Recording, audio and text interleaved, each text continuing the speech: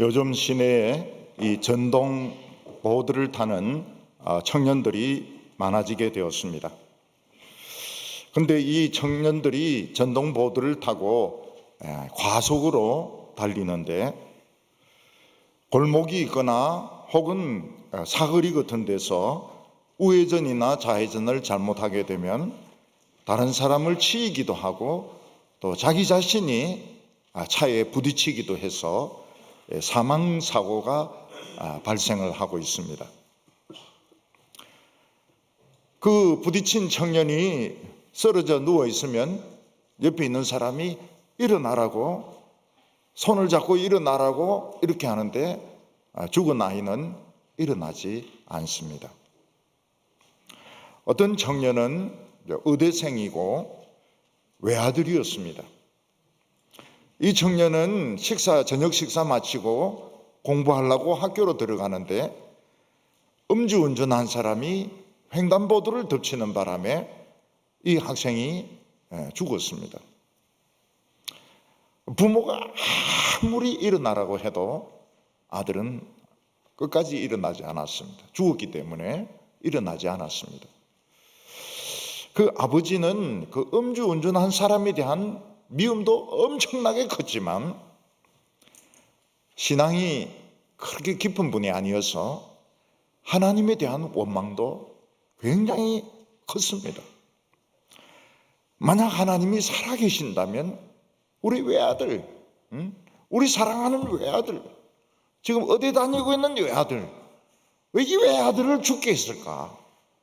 하나님에 대한 굉장한 그 원망, 분노를 느끼는 것을 알 수가 있었습니다. 작년 할로윈 데이에서는 이태원에 너무 많은 청년들이 몰리는 바람에 서로 깔려가지고 159명이 죽었습니다. 이거는 정말 어처구니 없는 일이죠. 젊은이들이 하루를 좀 즐겁게 보내려고 가면도 쓰고 변장도 하고 이러면서 춤추고 놀려고 갔는데 너무 많은 청년들이 몰리는 바람에 몸의 균형을 못 잡고 쓰러져 가지고 159명이나 깔려 죽은 것입니다. 청년들의 죽음은 가족뿐 아니라 모든 사람들에게 마음의 아픔과 상처를 남깁니다. 청년들은 넘어져도 일어나야 됩니다. 오토바이 타고 가다 부딪혀도 청년아 일어나라 이러면은 툴툴 털고 일어나야 됩니다. 근데 청년이 일어나지 못하고 죽으면 그 청년에게 걸었던 모든 기대가 다 없어지게 되는 것입니다. 예수님께서는 어떤 죽은 청년에 대해서 청년아 일어나라 이렇게 말씀하셨습니다. 이것은 오늘 우리 시대에 너무나도 필요한 말씀입니다. 왜냐하면 우리나라 청년들은 지금 힘이 없어서 그냥 다 쓰러지고 있기 때문입니다. 청년들은 무슨 보람을 느끼는 일이 있어야 힘을 내는데 그런 일이 주어지지 않습니다. 청년들은 사랑을 해야 되는데 사랑할 자신이 없습니다. 결혼해서 아기를 낳아야 되는데 아기를 키울 자신이 없습니다. 청년들 중에서는 이 세상을 살고 싶지 않은 사람들도 많이 있을 것입니다. 청년들이 일어나야 되는데 청년들이 들어 누워 있는 겁니다. 술 마시고 들어 누워 있고 마약을 먹고 들어 누워 있고 집에서 그냥 텔레비전 보면서 들어 누워 있는 것입니다. 교회 다니는 청년들은 일어나 있습니다. 그들은 일어나서 교회 와서 말씀을 듣기도 하고 또 기도하기도 하고 또 친구들끼리 모여서 바이블 스터디도 하기도 합니다. 청년들이 살아있으면 교회로 옵니다. 교회 오면 살게 되어 있습니다. 어떤 어려움이 있어도 일단 교회 오면은 살게 돼 있습니다. 근데 교회 안 오면 죽는 겁니다. 오늘 교회 오지 않는 젊은이들은 무슨 소망을 가지고 살겠습니까?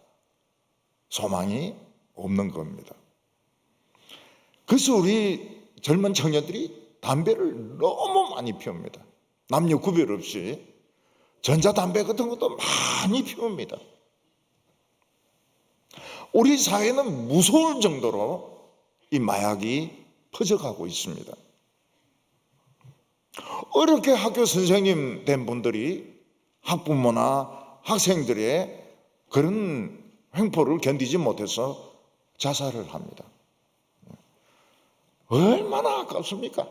그 선생님 하려고 그렇게 학교를 다니고 공부를 하고 그렇게 했는데 못 견디가지고 아침에 죽어 있는 겁니다.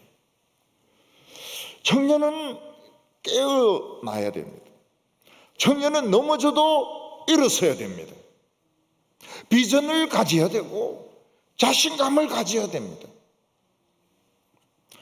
오늘 첫 번째는 죽은 사람들이 일어나는 꿈이 성경에 있다는 것입니다. 에스겔 선지자 때 유다 백성들은 바벨론으로 포로되어 갔습니다. 바벨론은 세계 최강국이기 때문에 유다 백성들이 바벨론을 이기고 본국으로 돌아올 수 있는 가능성은 없었습니다. 유다 백성들이 가졌던 자상은 백골이었습니다. 그들은 이미 죽었고 다시 살 수 있는 가능성이 없었습니다. 그들은 전부 바벨론의 노예였습니다. 살아있는 사람은 다니엘이라든지 다니엘의 친구 몇 명 그런 사람들만 살아있고 나머지는 다 백골이었습니다. 우리나라 일제시대 때 젊은이들과 같았습니다. 이때 윤동주는 뭐라고 시를 썼는가 하면 고향에 돌아온 밤에 백골이 내 옆에 누웠다. 그렇게 시를 쓰고 있습니다. 고향에 돌아왔는데 먼저 해골이 와가지고 누워있는 겁니다. 결국 윤동주는 일어나지 못했습니다. 윤동주는 일본 후쿠시마 감옥에서 해방되기 몇 달 전에 죽었습니다. 백골로 자기 집으로 돌아갔습니다. 이상화 씨는 빼앗긴 들에도 봄은 오는가 이렇게 시를 썼습니다. 겨울이 지나가면 봄이 와야 되는데 나라를 뺏긴 들에 과연 봄이 오겠는가? 절망이죠. 이스라엘 백성들의 자상은 죽은 해골이었습니다. 하나님께서는 에스겔에게 찾아오셨습니다. 권능으로 임재하셨다고 말씀하고 있습니다.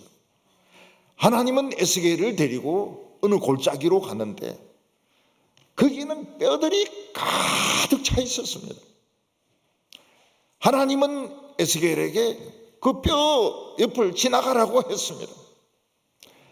얼마나 많은 뼈가 쌓여 있는지 몇 명이 죽은지 알 수도 없었습니다. 어떤 뼈가 어떤 사람의 뼈인지도 알 수가 없었습니다. 그리고 뼈가 너무 말라있고 막 썩어 있고 이래가지고 죽은 지 오래된 사람들의 뼈였습니다. 하나님께서는 에스겔에게 이 뼈들이 살 수 있겠느냐 이렇게 물어보셨습니다. 당연히 말도 안 되는 말씀이죠. 이 죽은 지 오래된 사람의 말라 비뚤어진 뼈가 어떻게 살아날 수 있겠습니까? 그런데 에스겔은 지금 성령의 능력에 꽉 사로잡혀 있기 때문에 하나님은 아십니다. 긍정적인 대답을 합니다. 다시 말해서 불가능하지만 하나님이 원하시면 살아날 수도 있습니다. 죽은 사람이 아니고 죽은 뼈도 살아날 수 있습니다. 그때 하나님께서는 에스겔에게 외치라. 마른 뼈들아 사람이 되어라. 외치라고 말씀하셨습니다. 에스겔은 정말 말도 안 되는 말씀이지만 순종합니다. 마른 뼈들아 사람이 되어라 이랬더니 뼈들이 움직이기 시작하는 겁니다. 딸그닥 딸그닥 딸그닥 하면서 그 엄청난 뼈들이 막 움직이면서 자기 뼈들을 막 찾아가는 겁니다. 내 다리뼈 내 다리뼈 막 그러면서 내 해골뼈 갈비뼈 막 이러면서 막 뼈들이 막 움직이면서 다닥다닥다닥 붙기 시작하는 겁니다. 뼈들이 다 붙고 난 뒤에 완전한 해골이 되고 난 뒤에 거기에 장기가 생깁니다. 장기, 심장, 허파, 간, 그리고 힘줄이 생기고 신경이 생기고 핏줄이 생기고 근육이 생기고 그리고 가죽이 덮이는 겁니다. 하나님의 말씀은 그 오랫동안 죽어 있었던 뼈들을 사람이 되게 했습니다. 그러나 그들은 여전히 죽은 뼈였습니다. 죽은 사람이었습니다. 사람이 되어 있지만 숨을 쉬지 않습니다.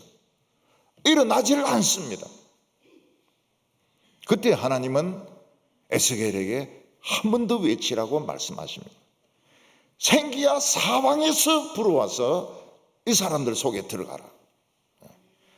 그래서 에스겔은 그 말씀 그대로 따라합니다. 생기야 사방에서 불어와서 이 사람들 속에 들어가서 살아나게 하라고, 일어나게 해라고. 그랬더니 막 바람 소리 같은 그런 소리가 막 나면서 그 죽은 사람들 코에 뭔가 기운이 들어가는데 그 수많은 죽은 사람들이 다 일어나는 겁니다. 군대가 되어버렸습니다. 군대. 하나님의 말씀은 죽은 뼈들이 사람이 되게 했습니다. 그러나 일어나지를 못했습니다. 그들에게는 한 가지가 더 필요했습니다. 그것은 바로 성령의 능력이었습니다. 성령이 임하니까 일어나는 거예요. 그들이 일어나서 하나님의 군대가 되었습니다. 도대체 언제 이런 일이 일어나게 됩니까? 그 수많은 뼈들이 언제 하나님의 군대로 일어서게 됩니까? 바로 메시아가 왔을 때 그 일이 일어나게 되는 것입니다. 오늘 두 번째로 성경을 보면 세상에서 가장 슬픈 이 행렬을 보게 됩니다. 이 세상에서 슬픈 행렬은 장례 행렬입니다. 장례식에는 사랑하는 사람이 죽었기 때문에 슬픔이 있습니다. 돌아가신 분이 남편이거나 아들이거나 이러면은 그 집은 미래 희망이 없어지게 됩니다. 그럼에도 불구하고 장례를 치러야 되는 것은 그냥 집에 둘 수가 없습니다. 썩어가고 냄새가 나고 구더기가 끓기 때문에 아무리 사랑하는 사람도 땅에 묻을 수밖에 없습니다. 굉장히 기가 막히죠. 사랑하는 사람을 땅에 묻고 돌아올 때 그 슬픔과 비참함은 말로 표현할 수가 없습니다. 예수님께서 나인성이라고 하는 그 갈릴리에 있는 어떤 성 가까이 갔을 때 장례 행렬과 만나게 되었습니다. 그런데 죽은 사람은 청년이었고 어떤 과부의 외아들이었습니다. 그는 과부의 하나밖에 없는 아들입니다. 이 과부의 희망이고 미래였습니다. 과부는 하나밖에 없는 아들이 죽으니까 병으로 죽은 것 같은데 죽으니까 미래가 없습니다. 세상을 살 맛이 없습니다.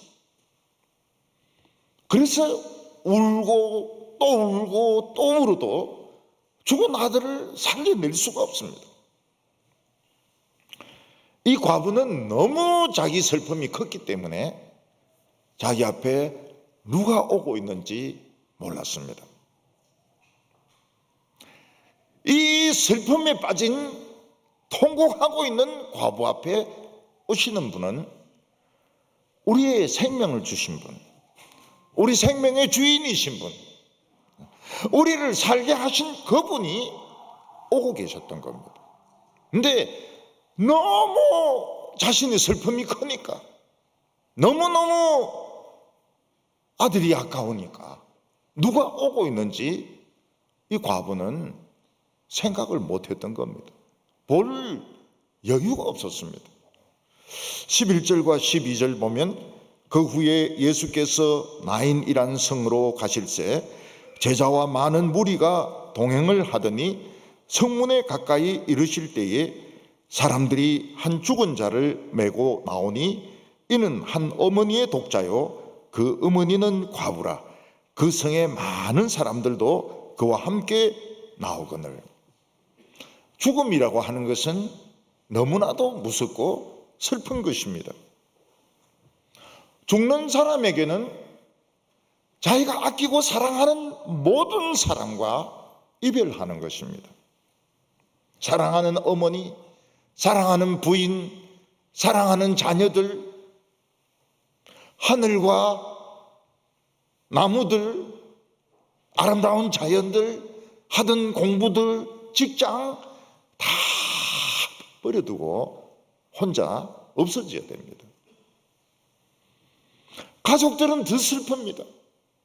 그렇게 사랑했던 아버지, 어머니, 아들, 딸, 형님, 동생 이제 없습니다. 옷만 남겨놓고 쓰던 물건만 남겨놓고 더 이상 세상에 만날 수가 없습니다. 이 과부에게는 죽은 청년이 외아들이었습니다. 유일한 소망이었습니다. 이 아들이 죽고 난 뒤에는 이 과부는 살 맛이 없습니다. 미래가 없습니다. 울고 또 울고 울면서 이제 죽고 싶은 그런 심정밖에 없었습니다. 그러니까 나인성에 있는 사람들도 이 과부가 너무 불쌍한 거예요. 그래서 조금이라도 위로가 되려고 많은 사람들이 그냥 같이 왔습니다. 와가지고 과부를 위로하고 얼마나 슬프겠느냐. 그리고 그 장례식에도 같이 참여하려고 너무 불쌍하니까 이 나인성 사람들이 같이 있어줬던 것입니다. 근데 이들은 자신들의 앞에 누가 오고 있는지 생각하지 않았습니다. 온 세상을 만드시고 나에게 이 생명을 주신 주인, 생명의 주인 하나님의 아들이 오고 있다는 것을 그들은 생각하지 못했습니다. 너무 내 슬픔이 크기 때문에, 너무 내 아들이 아까워가지고 누가 오고 있는지 생각하지 못했습니다. 예수님은 가버나움에서 한 이방인 백부장을 만났습니다. 보통 백부장이라고 하면 다른 사람의 돈을 갈취하고 술 마시고 방탕한 짓 하고 뇌물을 써서 성진하는 것이 꿈이었습니다. 그런데 이 백부장은 달랐습니다. 이 백부장은 유일신인 하나님에 대해서 관심이 많았고 율법에 관심이 많았습니다. 유대인들이 율법 공부를 더 할 수 있도록 회당까지 지어주었습니다. 그런데 예수라는 사람의 소문을 듣게 된 겁니다. 이 백부장, 이방인 백부장은 그냥 넘어간 것이 아니고 사람을 심어 놔가지고 예수님의 모든 말씀, 예수님의 모든 기적을 전부 다 조사하게 한 겁니다. 그리고 그가 내린 결론이 무엇인가 하면 이분은 하나님의 아들이다.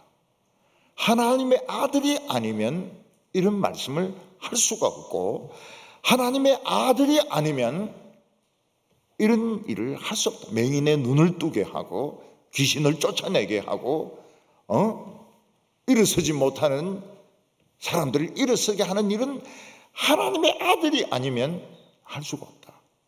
이분은 하나님의 아들이다. 결론이 그겁니다. 하나님의 아들이 이 세상에 오셨다는 겁니다. 자기 종의 병이 마침 병들어 죽어갈 때에 예수님께 사람을 보내어서 내 하인을 고쳐주십시오. 예수님이 지금 오고 있습니다. 이 사람이 가진 생각이 뭡니까? 하나님의 아들은 오실 필요가 없다는 겁니다. 하나님의 아들은 그냥 말씀만 하면 모든 것이 다 복종하게 돼 있는데, 죽은 자도 살아나고 바다도 잔잔케 되고 병들도 다 떠나고 하나님의 아들인데 말씀만 하시면 되는 것이지 우리 집에 오실 필요가 없다는 겁니다.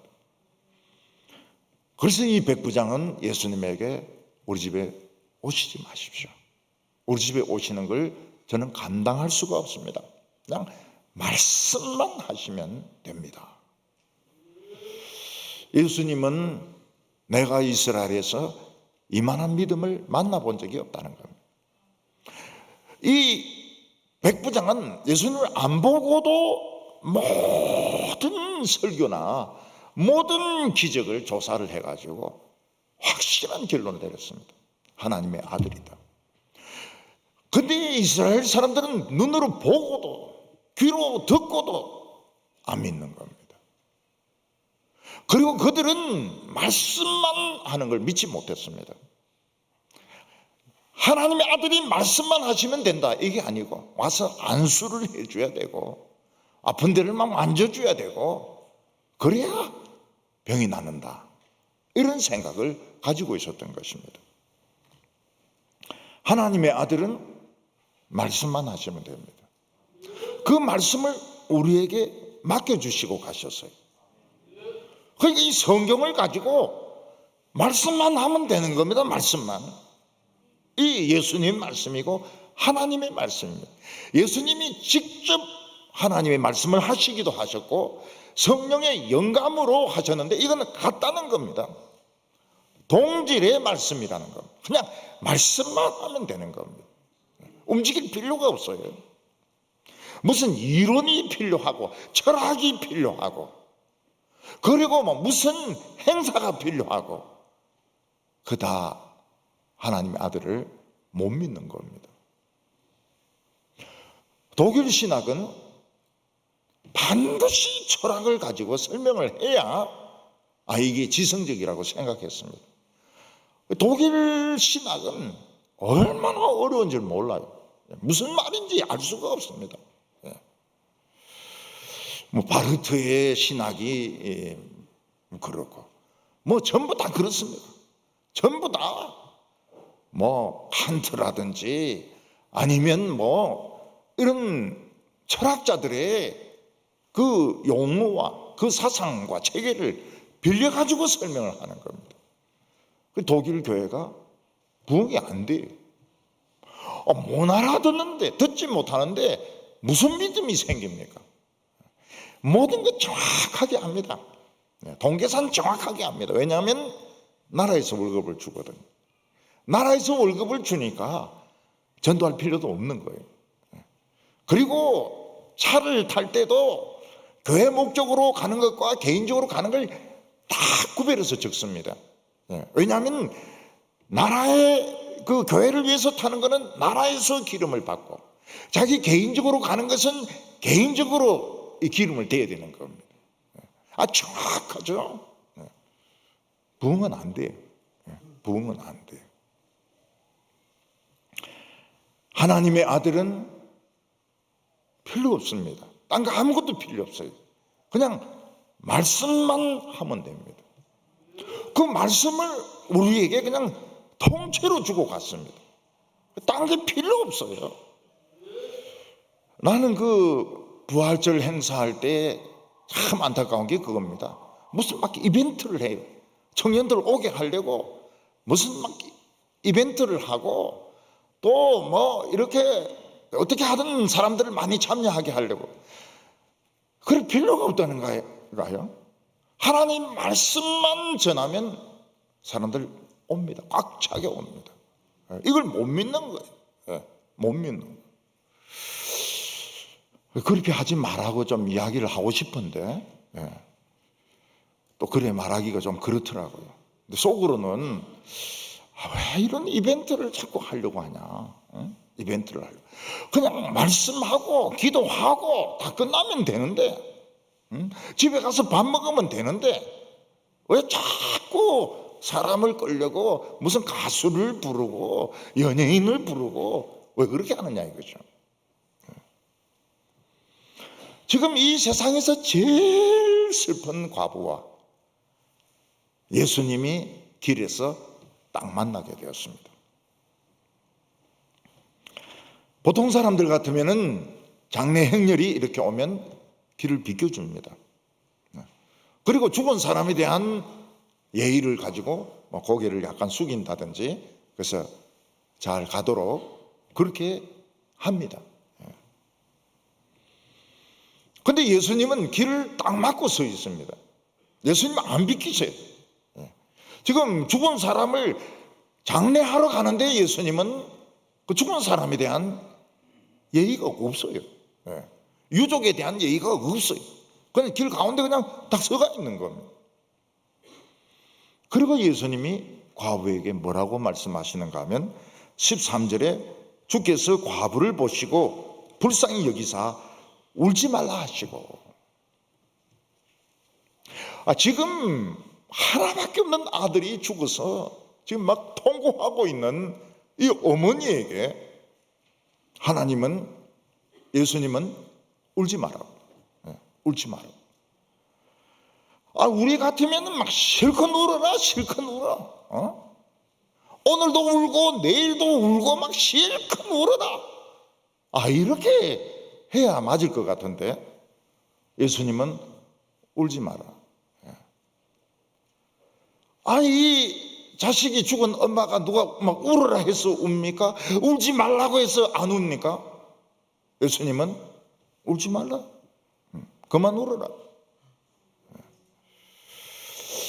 가끔 어린이들 중에서 집에서나 어린이집에서 막 지나치게 우는 애가 있습니다. 막 땀을 뻘뻘 흘리면서 막 목이 쉬도록 막 우는 애들이 있습니다. 선생님이 달게도 안 듣고. 그때 이제 엄마가 와서 뭐라고 이야기합니까? 뚝! 이제 뚝! 그만 울어. 그만 울어. 그럼 애가 깜짝 놀라서 엄마를 쳐다봅니다. 왜 뚝이 나왔는가? 그 엄마가 이제 너무 울었다는 거예요. 너무 울었다는 거예요. 그러면서 그 애에게 사탕을 딱 줍니다. 아니면 여자애 같은 경우에는 인형을 갖고 싶었던 인형을 딱 줍니다. 그러면 뚝이 살아나요. 애가 안 웁니다. 왜냐하면 뭔가 불만이 있었는데 지금 더 큰 만족이 생겼기 때문에 울지 않습니다. 뚝 끝입니다. 예수님이 이 과부 보고 울지 말라고 하신 것은 너무 시끄러우니까, 공해니까, 너무 오래되니까 울지 말라고 한 것이 아닙니다. 소망을 주시려는 거예요. 소망을. 뭔가 선물을 주려고 하는 겁니다. 근데 그만 울어 뚝. 그리고 뭔가 주려고 하시는 겁니다. 예수님은 마치 부모의 심정으로 그 과부가 뭔가 소중한 것을 잃어버리고 막 울고 있는데 이제 울지 마. 내가 더 좋은 거 줄게. 그런 뜻으로 말씀하고 있는 겁니다. 우리가 뭔가 중요한 것을 잃어버려서 막 울고 있을 때 예수님은 뭐라고 말씀하십니까? 울지 마라고 이야기합니다. 울지 마. 뚝 그치고 울지 마. 왜냐하면 잃어버린 것보다 더 좋은 것을 주시려고 하는 겁니다. 야곱은 그 사랑하는 아들 요셉을 잃어버렸습니다. 형제들이 피 묻은 요셉의 옷을 가지고 와가지고 요셉이 맹수들에게 물려 죽은 것 같다는 겁니다. 야곱은 울고 또 웁니다. 형제들, 그 아들들, 며느리들, 딸들 아무리 위로해도 위로를 안 받습니다. 난 울다가 음부에 갈란다. 나 울다가 나는 무덤에 들어가겠다. 요셉이 죽었는데 내가 살아서 뭐 하겠냐고. 야곱은 사랑했던 아들 요셉을 잃어버려서 울고 또 울었습니다. 근데 나중에 보니까 요셉은 잃어버린 것이 아니고 하나님이 빌려갔습니다. 하나님이 빌려갔어요. 그리고 하나님은 요셉을 애굽의 총리로 만들어가지고 애굽 사람들, 가나안 사람들, 형제들 다 살리게 하고 돌려주셨습니다. 예수님이 우리에게 울지 마라 이렇게 할 때는 그만 우시기 바랍니다. 울음을 그치시기 바랍니다. 아무리 슬프다 하더라도 뚝 하면 그냥 그만 우시기 바랍니다. 왜냐하면 예수님이 무슨 좋은 선물을 주시려고 하기 때문에 새로운 선물입니다. 옛날 선물이 아니고 새로운 선물을 주시려고 하기 때문에 울지 말라는 겁니다. 그리고 14절 상반절을 보면 가까이 가서 관에 손을 대시니 맨 자들이 서는지라. 지금 사람들이 관을 어깨에 메고 지금 장례 행렬이 행진을 하고 있습니다. 그런데 예수님이 관에 손을 탁 댑니다. 관에 손을 댄 것은 두 가지 의미가 있습니다. 하나는 무엇인가 하면 지금 생명의 주인 앞에서 더 이상 슬픔의 행진은 멈춰야 된다는 겁니다. 더 이상 이 장례의 행진은 진행되어서는 안 되고 이 과부가 더 이상 울어서는 안 되고 딱 여기서 멈추어서야 된다는 겁니다. 왜냐하면 예수님은 아무리 죽은 자라 하더라도 이름만 부르면 그냥 다 살아납니다. 이름만 부르면 돼요. 그래서 우리 예수 믿는 사람들은 이름만 있으면 됩니다. 이름만. 교인들 중에 좀 걱정되는 분들이 있죠. 이름을 바꾼 분들입니다. 예수님이 어떤 이름으로 부를지, 옛날 이름으로 부를지, 새 이름으로 부를지, 그게 걱정이죠. 그래서 이름 안 바꾸면 좋고요. 바꿨으면 계속 기도하세요. 예수님 새 이름으로 불러주세요. 새 이름으로 불러주세요. 이제 옛날 이름 그거는 이제 안 씁니다. 그거는 그 장명하는 데서 지었기 때문에 그 신앙적으로 안 맞습니다. 지금 제 이름은 뭐입니다. 이렇게 기도할 때 예수님의 이름으로 기도합니다. 그리고 자기 이름도 또 대라고요. 혼동이 안 오게. 찬송가 중에 나의 이름 부를 때, 나의 이름 부를 때. 이름이 굉장히 중요해요. 예수 믿는 사람들은.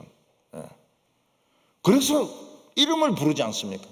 학습 세례 같은 거 할 때도 보면 다 이름을 불러가지고 일으서라고 하지 않습니까? 예수님을 만날 순간 슬픔의 행진은 끝나야 됩니다. 끝나야 돼요. 왜냐하면 생명의 주인이 오셨으니까요. 죽이기도 하시고 살리기도 하시고 영생을 주시기도 하는 하나님의 아들이 왔는데 더 이상 울어서는 안 되는 겁니다. 더 이상 행진하면 안 돼요. 거기서 행진은 멈춰야 되는 겁니다. 예를 들어서 아들이 죽었습니다. 아들 수학여행 간 거예요. 수학여행. 수학여행 간 아들을 두고 울 필요가 뭐가 있습니까? 친구들하고 잘 놀고 있는데. 아버지가 세상을 떠나셨어요. 아버지가 세상 여행을, 세계 여행을 떠났다고 생각하세요. 왜 빨리 안 돌아옵니까? 이 하와이나 또는 발리 이런 데서 너무 경치가 좋아가지고 거기에 이제 좀 눌러붙어 계신 거예요. 눌러붙어. 그래서 빨리 안 돌아오시는 거예요. 우리 예수 믿는 사람들은 돌아가신 분들이 여행 떠난 겁니다. 여행 떠난 사람 보고 왜 그래요 울고 말이죠. 좀 늦게 온다 해가지고 마우이 갔는데 그 불나는 바람에 좀 도와주고 오는데 그렇게 울고 슬퍼할 이유가 뭐가 있습니까? 예수님 뭐냐, 이름만 부르면 다 살아납니다. 걱정할 거 하나도 없어요. 슬픔은 끝난 겁니다. 슬픔의 행진 끝난 거예요. 그래서 관을 딱 멈추어 세운 겁니다. 그리고 예수님이 관에 손을 댄 두 번째 이유는 그 청년이 가지고 있던 그 사망의 세력들, 죄의 세력들을 예수님이 다 가져가시는 겁니다. 이 청년이 죽은 것은 원죄 때문입니다. 아담부터 내려오던 원죄 때문입니다. 또 자기 자신도 죄를 지었습니다. 이 죄의 세력이 이 청년을 붙잡고 있는 거예요. 청년이 죽은 것은 사망의 세력에 붙들려 있는 것입니다. 예수님은 관에 손을 대심으로 그 청년의 죄와 그 사망의 권세를 빨아가셨습니다. 사망이 힘이 없어요. 예수님 앞에서는 허물허물 힘이 없습니다. 죄도 허물허물 힘이 없습니다. 청년이 가졌던 죄, 청년이 가졌던 이 사망의 세력들, 예수님이 다 빨아가신 겁니다. 오늘 마지막 세 번째로 예수님은 청년아 일어나라 이렇게 말씀하셨습니다. 예수님은 드디어 권세 있는 말씀을 하셨습니다. 죽은 청년에게 마치 귀가 있어서 듣는 것처럼 청년아 내가 내게 말하노니 일어나라 이렇게 말씀하셨습니다. 이 말씀을 하시자마자 이 청년이 관에서 움직이기 시작하는 겁니다. 자기를 묶고 있던 천들, 줄들 다 풀어버리고 앉는 거예요. 관 위에서 앉는 겁니다. 그러면서 여기가 어디지? 내가 왜 여기에 누워있지? 어머니는 어디 계시는가? 이러면서 이야기를 하는 겁니다. 이 청년은 거기서 너무나도 자비로운 모습으로 웃는 모습으로 자기를 쳐다보고 계신 예수님을 봤습니다. 그분이 주인이셔요. 그리고 어머니는 또 웁니다. 아들이 살아나서 또 웁니다. 이번엔 기뻐서 우는 겁니다. 아들 막 얼굴을 만지면서 진짜 이게 내 아들 맞나? 손을 막 잡으면서 막 또 웁니다. 울지 마라 그랬는데 또 울어요. 오늘 예수님은 청년들이 일어나기를 원하십니다. 예수님은 나사로를 살리실 때 나사로야 나오너라 이렇게 말씀하셨습니다. 그런데 이 청년은 이름을 모르셨는지 청년아 일어나라고 말씀하셨습니다. 예수님이 이 청년의 이름을 모르셨을까요? 그렇지는 않습니다. 그렇지만은 이름을 부를 정도로 가깝지는 않았을지 모릅니다. 그런데 예수님은 좀 더 포괄적으로 오늘 이 시대를 살아가고 있는 청년들 일어나라는 거예요. 청년들 일어나라. 지금 막 죽은 것처럼 지금 덜 있고 담배 피우고 있고 술 마시고 있고 절망하고 있는 청년들 일어나라는 거예요. 묶고 있는 줄들 다 풀어버리고 일어나라는 겁니다. 이 청년이 죽음에서 살아남으로 어떤 영향을 미쳤을까요? 절망에 빠진 어머니에게 큰 희망이 되었습니다. 큰 희망이 되었어요. 죽기 전보다 더 큰 위로가 되었습니다. 그런데 중요한 것은 예수님이 우리 생명의 주인이라는 것을 증거하는 기회가 된 겁니다. 이 예수님은 우리 생명의 주인이시는구나. 살릴 수도 있고 죽을 수도 있고, 죽은 지 아무리 오래되어도 이름만 부르면 뼈들이 척척 맞아 떨어져 가지고 사람이 되고, 성령을 주시면 다 살아나는구나. 이 증거를 이 청년은 보여준 것입니다. 근데 이 청년은 안타깝게도 아마 평범하게 살다가 죽었을 겁니다. 이 청년은 몇 번 죽었습니까? 2번 죽었습니다. 2번. 그래서 이 살아나는 게 꼭 좋은 게 아니에요. 2번 죽는 거, 한 번 죽는 것만 해도 끔찍한데, 이 청년은 2번 죽은 거예요. 지금 한 번 죽었죠. 나중에 늙어서 또 한 번 죽었죠. 늙어서 죽었는지 언제 죽었는지 모르겠지만 2번 죽는 거예요. 우리 인간들이 이 세상에서 좀 더 오래 사는 것은 참 행복한 것입니다. 가족들과 같이 저 하늘을 쳐다보면서, 어떤 사람은 바다에서 낚시를 하면서 행복한 일이죠. 그러나 불행한 것은 무엇입니까? 이 생명의 주인이 누군지 모른다는 것입니다.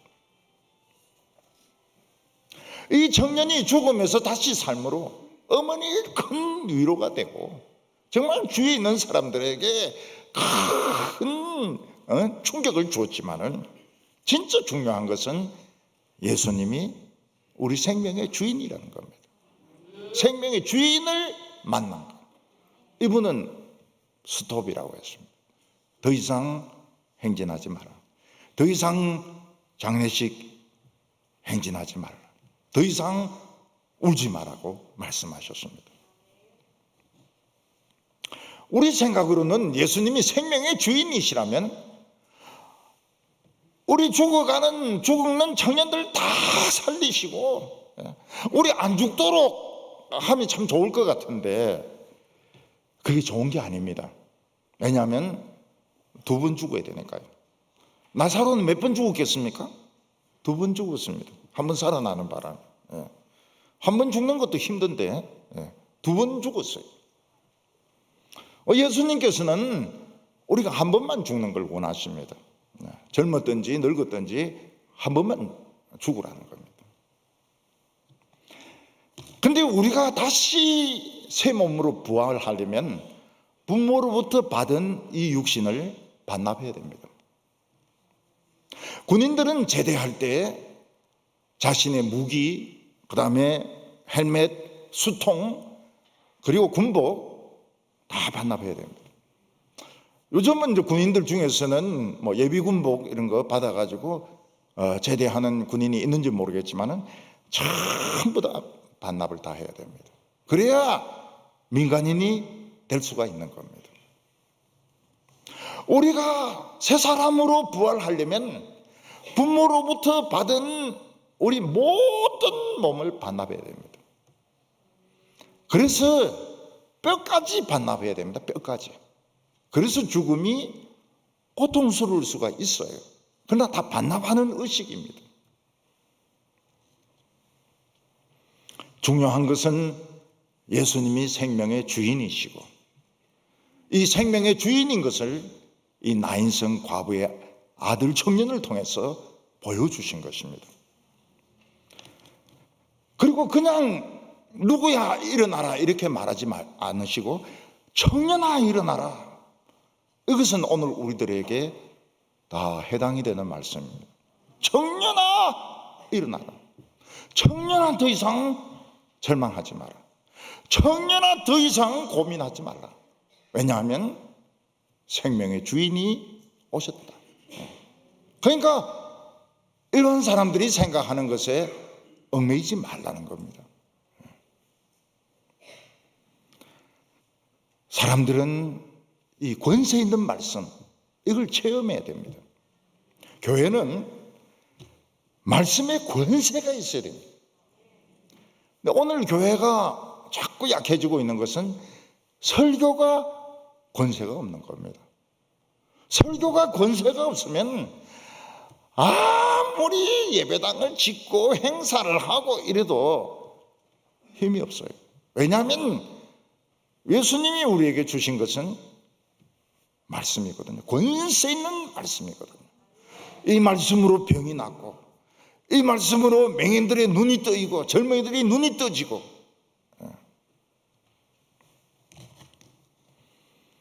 저는 옛날에 청년이었던 사람들이 저에게 메시지를 편지를 썼는데 나를 살린 목사님의 설교를 잊을 수 없습니다. 나는 그 살린 적이 없는데, 절대로 살린 적이 없는데 그 편지는 그렇게 쓰는 거예요. 야, 참 이 청년들이 그때 은혜를 받았구나. 그런 줄 알았으면 설교를 좀 더 잘하는 건데. 우리 동무교회도 그런 분들이 많이 계세요. 야, 그런 줄 알았으면 설교를 좀 더 잘하는 건데. 그 지금 제가 결심을 하고 있어요. 설교를 더 잘하려고. 교회에서 최고로 중요한 것은 설교가 권세가 있는 겁니다. 울지 마라. 그럼 안 물어야 되는 거예요. 쓸데없는 소리 하지 마라. 그럼 입 다물어야 되는 겁니다. 설교에 권세가 있을 때 사람들은 교회로 몰려옵니다. 병이 낫고 눈이 떠지고 하나님을 체험하기 때문에 교회로 막 와요. 16절에 보면 모든 사람이 두려워하며 하나님께 영광을 돌려 이르되 큰 선지자가 우리 가운데 일어나셨다 하고 또 하나님께서 자기 백성을 돌보셨다 하니라. 말씀이 권세가 있으니까 예배 가운데 막 가슴을 찢는 그런 고통이 있을 때, 죽었다가 살아나는 체험이 있을 때 우리에게 하나님이 말씀을 주셨다. 그리고 하나님이 나의 고통을 돌아보셨다. 그러면서 하나님께 영광을 돌려드리게 되는 겁니다. 청년들은 자기 자신을 찾아야 됩니다. 저도 보면 참 한평생 살아오는 것이 제 자신을 찾는 과정이었습니다. 찾을 때도 있고 못 찾을 때도 있고, 찾으려고 애를 굉장히 많이 씁니다. 나를 찾으려고. 우리 청년들은 자기 자신을 찾아야 됩니다. 그리고 누워있는 자리에서 일어나야 됩니다. 걱정하면 안 돼. 이젠 더 이상 걱정의 행진은 멈춰라. 생명의 주인이 오셨다. 이제 더 이상 걱정은 하지 마라. 죽는 거 걱정하지 마라. 내가 네 이름을 알고 있다. 죽는 거 걱정하지 마라. 하나님이 우리를 돌보고 계신다고. 이걸 믿으시고 오늘 불행의 행진, 걱정의 행진은 끝내시기 바랍니다. 가족이 돌아가셨다 하더라도 여행 떠난 겁니다. 발리에 가 있어. 수학여행 가 있는 겁니다. 아무것도 걱정하지 마시기 바랍니다. 기도하겠습니다. 하나님 아버지, 우리에게 예수님을 보내주셔서 감사합니다. 예수님은 울지 말라고 말씀하셨습니다. 오늘 여기서 우리의 걱정과 고통이 멈추게 하여 주시옵소서. 우리에게 하나님의 말씀을 몽땅 주심을 감사합니다. 말씀이 권세 있게 하시고 기도가 권세 있게 하여 주시고 우리가 과거는 다 잊어버리고 새 인생을 시작하게 하여 주시옵소서. 예수님의 이름으로 기도하옵나이다. 아멘.